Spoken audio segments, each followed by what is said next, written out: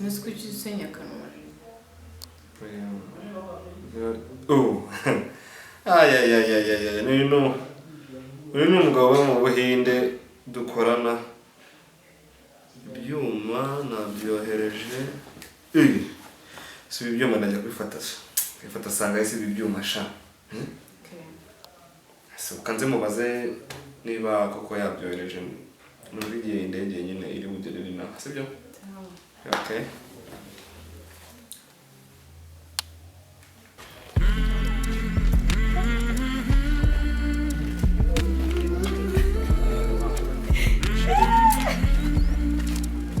Uzagaruka.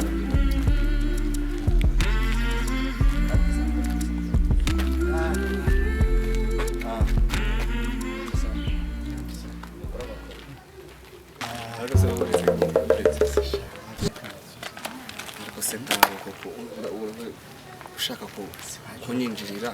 Iyi ni ya pasa bro. Ipasi. Asubura ubona koko mana isi nijoro koko. Umuntu umugabo nkanjye kweli. Kare. Ariko ntari bro, oya nta birenze. Ariko urabizi neza yuko nihaye nisheri subize. Rero mba nivugira. Uyu unukarangare be. Abantu mu muhanda ni sibyo? Nkunda abantu bigendera ku murongo sibyo? Ntibagiwe uyu ni Tony. Tony ugiye kumbera umugore muri no minsi. Rero ndumva nyine kandi kumugendera kure niko nakubwiye. Ava ariko bya bintu byawe urabitangiye kubigarura ujye ukorera abakozi bagenzi bawe. Ikibazo ufite umukobwa. Sheri itambuke pe. Ya muntu simumenyanye se? Uriya mukobwa aramuma we iriya pase araba ari umuriro. Iriya nimero zagomba kuzima uko byagenda kose.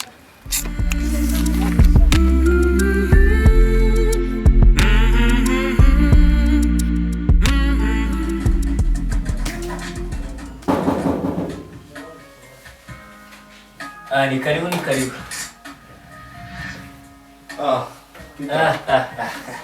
Komera mazi. Makuru pika. This one. Ewa. Naona ukomeye rwose urijije. Ndakomeye cyane. Gayo. Uri kwirebera amakuru sha. Nuko. Amakuru y'iminsi se. Amakuru ni meza pe. Business iragenda. Business iragenda. Ngo ninje nibwo nabaye ndushye. Ndavuga ati reka nze kugusura no munsi. Rurambwiye ko nanshaka. Tugane kuri za business.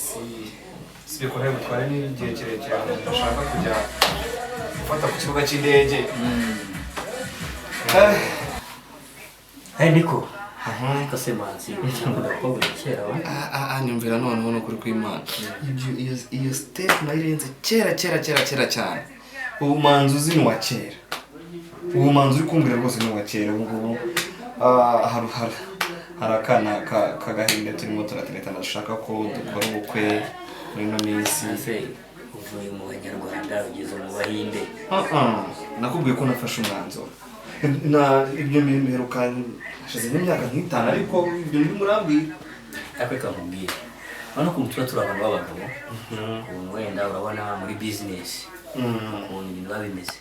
Uri uzashaka umukobwa umwe. Umushyire kuri gahunda. Umva? Ukimwereka ababyeyi na n'inshuti.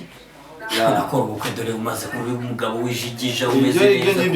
Utaha ubukwe bwawe tukavuga tuti manzi yarongoye kabisa. Ejo muri rwose ndabatumira rwose mu utaha ubukwe niyo mpamvu ndi kubwira imisiyo nyinshi nyine zimpaye umugore. Ko ndakuze ejo muri nazizanira umugore. Sheri wanjye hano nkabona utangiye kora ibyo ndimo ndakubwira.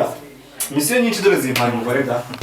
So, in your life you have to be serious. So let's leave it. So how about your business? So my business is going well, and we have some product that is biraza kuba biri hafi cyane kugira ngo and I'm waiting for maybe 1 week. So I need to talk kuri ya business yongiraga. So niyo mpamvu narinje dukore ibintu byihute tubiganireho ubundi tubiri ndegera rero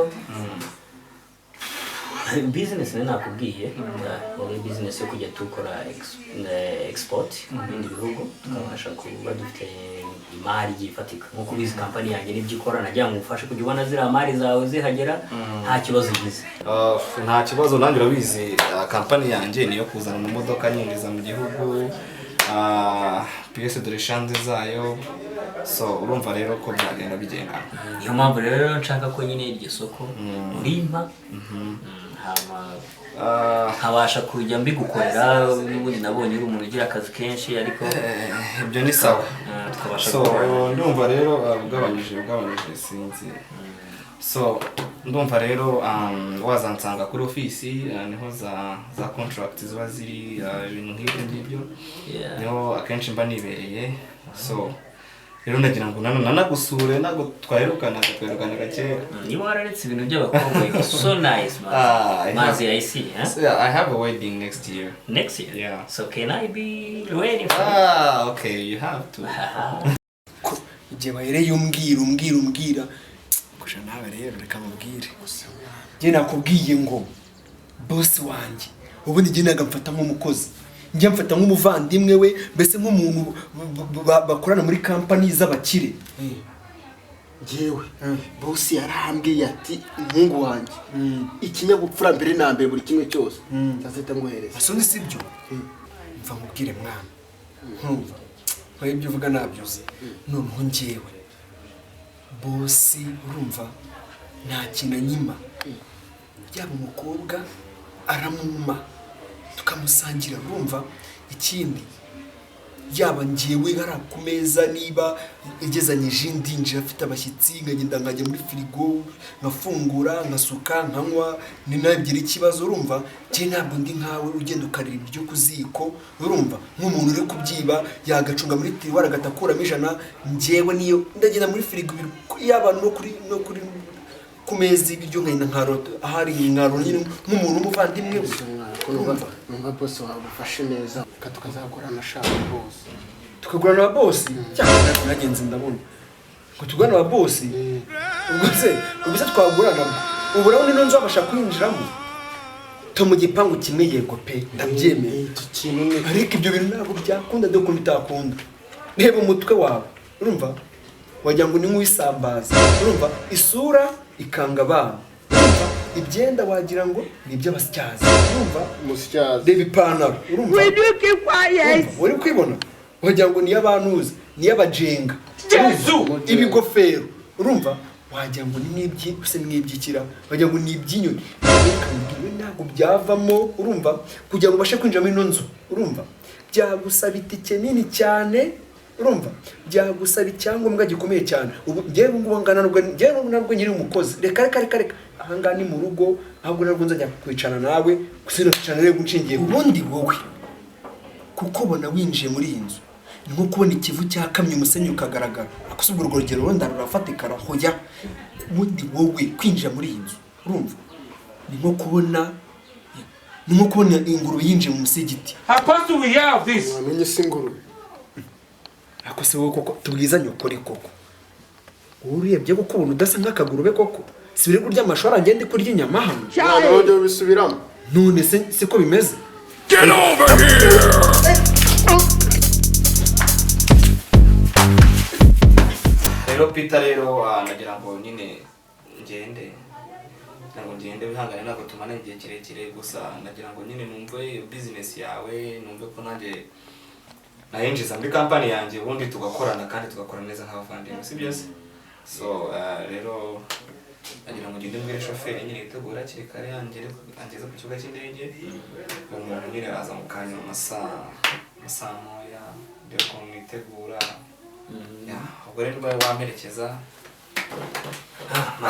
ako manzi ndakumva Peter rwose reka nkubwire yaferiza abakobwa usibeke rwose dore dutuye mu gipangu kimwe ngiye kujya gucunga ndebe koko uri seriye rwose Peter yewe n'ibyatera ariko business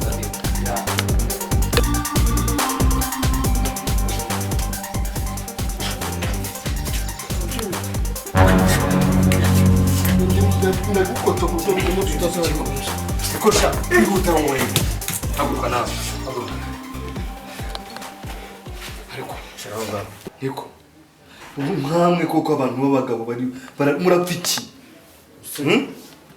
Mbivuge. Ngo nuko namwimye ibiryo. Bose Namwimye ibiryo atangira aza nkubita. Reka mvugishe ukuri. Hata njyewe ukuntu nambwiye ngo inzu yanyu ngo mbere na mbere abanza arambwira ngo ndi inguru. Urumva ngo ndi nk'inkuru.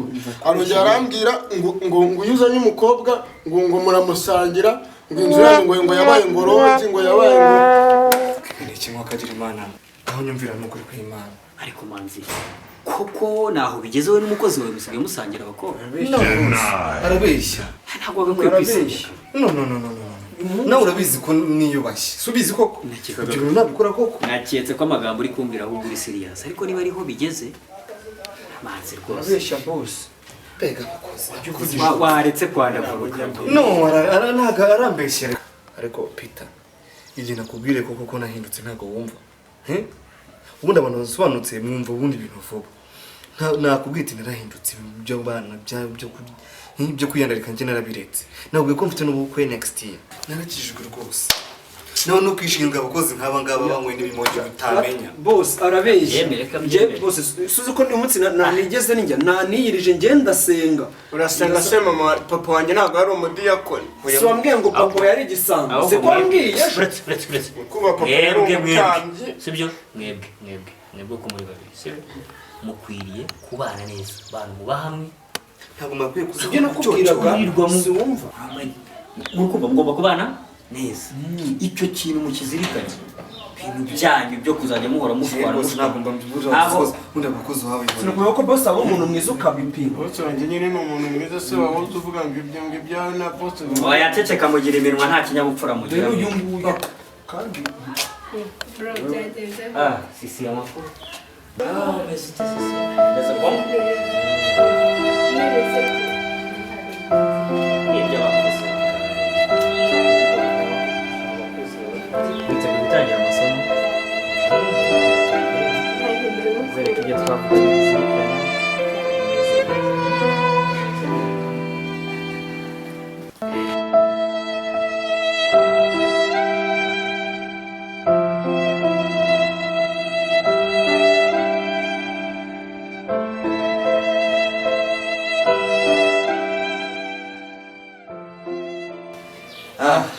Manzi, rero gushiki wanjye araje.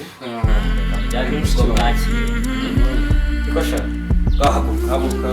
Fate apo. Hakujya ukorana kwaje sha. Manzi, rero ntabwo tukigiye hahandi two turavugana. Ubundi yerekeje neza.